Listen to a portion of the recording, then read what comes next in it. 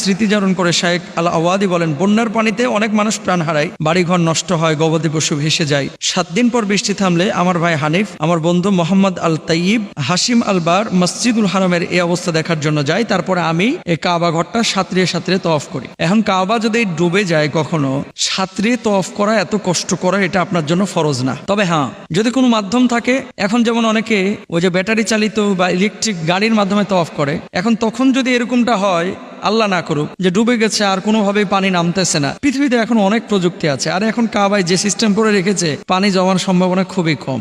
জমলে তখন এটা ইসলামিক স্কলাররা ফতোয়া দেবেন, এটা জাহাজে করে আপনি তওয়াফ করবেন না স্পিড বোটে করবেন। 2 নম্বর বিষয় আসেন, যে প্রশ্নটি করেছেন, কাবার ভিতরে আসলে আছে কি, বা কাবার ভিতরে যে সন্দুক, এই সন্দুকটাই কি আসমানি সন্দুক?